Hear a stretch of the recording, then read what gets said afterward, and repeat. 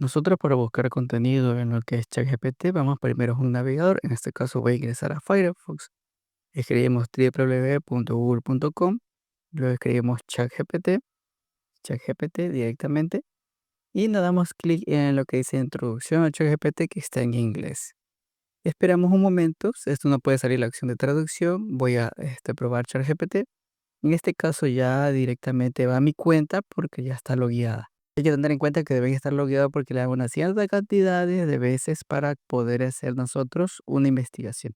Aquí yo tengo un pequeño historial y voy a investigar lo siguiente. Quiero saber una definición. Voy a colocar una definición, en este caso definición de las VR. Son las gafas de realidad virtual, las VR. Esta información que está aquí lo quiero pegar a Word. ¿Cómo lo voy a hacer? Yo primero lo voy a sombrear, mantengo el clic izquierdo presionado, le doy clic derecho, copiar, abro lo que sería Word, abro aquí Word, de documento en blanco, y al momento de pegar puedo hacerlo de dos maneras.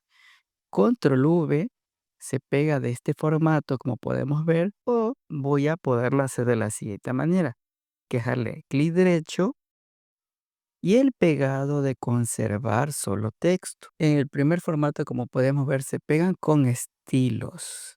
Estos estilos que están aquí al momento de pegarlos en Word, parece que está bien, pero realmente esto es de una manera incorrecta. Nosotros si tenemos un formato, un documento que estamos utilizando un tipo de letra específicas con tamaños y se pega de esta manera, cambia completamente y no se ve bonito.